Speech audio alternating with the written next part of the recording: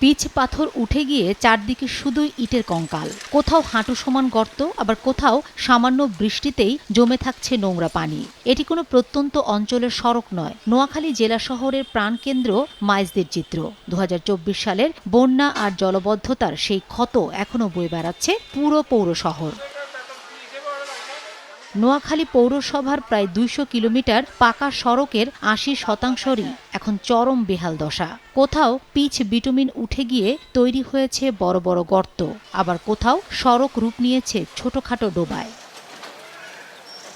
২০২৪ সালের ভয়াবহ বন্যার পর বিশেষ করে Maijdi housing centre road, housing বালুর মাঠ সড়ক, জেনারেল হাসপাতাল road, housing Swapnachura road, Maijdi জেলখানা রোড এবং বিদ্যুৎ অফিস রোড দিয়ে যাতায়াত করাই এখন পৌরবাসীর জন্য মস্ত বড় শাস্তি। প্রতিদিন এই মরণ ফাঁদ মারিয়েই ঝুঁকি নিয়ে চলাচল করছে লাখো মানুষ। প্রায়শই ঘটছে ছোট বড় দুর্ঘটনা। লাইফবয় কিনে কল দাও টোল ফ্রি নম্বরে আর এক নিঃশ্বাসে গোল বলে জিতে নাও ফিফা বিশ্বকাপ ২০২৬ এর এক্সক্লুসিভ পুরস্কার। সামান্য বৃষ্টি হলে পানি জমে যায়, মানুষের চলাচলের অনেক ভোগান্তি। আমরা বাচ্চা নিয়ে ব্যবসা বাণিজ্য নিয়ে অনেক কষ্টতে আছি। গাড়ি এক জায়গায় দাঁড় করাতে হয়, মাল নিয়ে হেঁটে যাইতে হয় অনেক দূর। রিক্সা যাওয়া যায় না, হাঁটি যাওয়া যায় না, মোটরসাইকেলে যাওয়া যায় না, কার যাওয়া যায় না। আমাদের এই রাস্তাতে বড় বড় ভালো ভালো স্কুলগুলো আছে, কিন্তু ছেলে মেয়েদের আসা যাওয়ার কোনো সুযোগ সুবিধা নেই। প্রশাসক মহোদয় যদি একটু শুভদৃষ্টি দেয় তাহলে নোয়াখালীবাসীর এই সমস্ত রাস্তাঘাটের যে দুরবস্থা, যে দুর্দশা, এগুলি থেকে লাঘব পাওয়া যাবে। আমরা আশা করি কর্তৃপক্ষ এটার দিকে নজর দিয়ে রাস্তাটা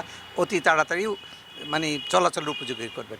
ফান্ড সংকটের অজুহাতে আর কতদিন এই দুর্ভোগ পোহাতে হবে তা জানা নেই শহরবাসীর। কর্তৃপক্ষের দ্রুত ও কার্যকর পদক্ষেপই কেবল ফিরিয়ে আনতে পারে স্বস্তি। বন্যা পরবর্তী সময়ে যেভাবে অর্থ পাবো ভেবেছিলাম বা নোয়াখালী পৌরসভায় ওই পরিমাণ অর্থ আসেনি।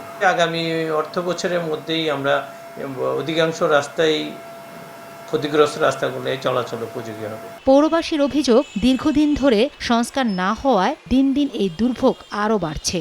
শুধু আশ্বাসের বাণী নয়, টেকসই সড়ক যোগাযোগের জন্য দ্রুত বাজেট বরাদ্দ এবং সংস্কার কাজ শুরু দাবি নোয়াখালী এলাকাবাসীর।